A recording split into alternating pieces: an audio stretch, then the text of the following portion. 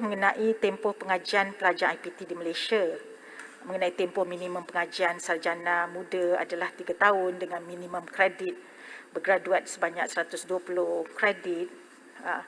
Berdasarkan pada norma antarabangsa, tempoh pengajian program sarjana muda adalah 3 tahun, iaitu selepas high school ataupun pra-universiti. Bagi negara yang mempunyai sistem persekolahan 12 tahun, lepasan sekolah boleh terus menyambung pengajian ke peringkat sarjana muda dengan tempoh pengajian minimum sebanyak 3 tahun.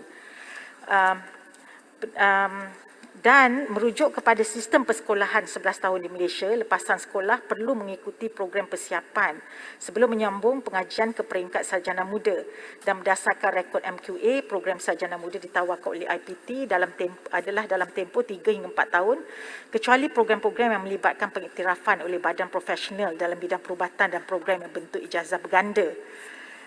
Penawaran kursus MPU ataupun mata pelajaran pengajian am, ini merupakan salah satu inisiatif KPT untuk memperkukuh aspirasi falsafah pendidikan kebangsaan dalam melahirkan graduan holistik dan sejahtera.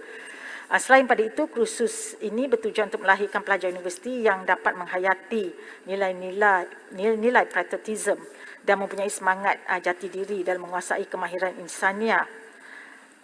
Jadinya yang berhormat, jadi tempoh penawaran program pengajian di IPT di Malaysia ini hampir setara dengan program akademik di luar negara, bergantung juga kepada bidang pengajian.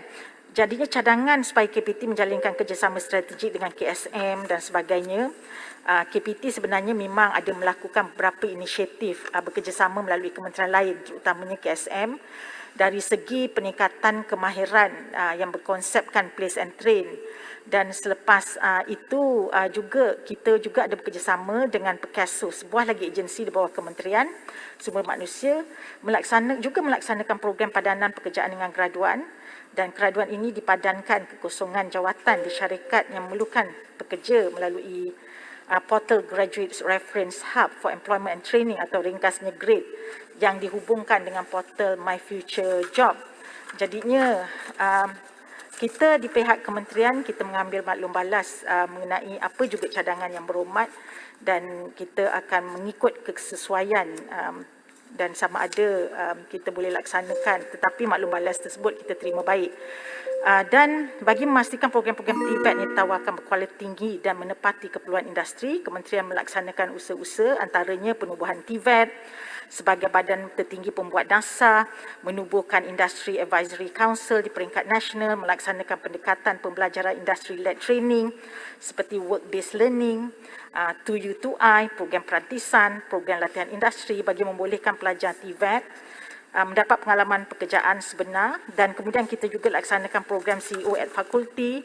Kita juga ada memperkukuhkan institusi TVET, konsep industri on campus, melakukan kolaborasi dengan industri.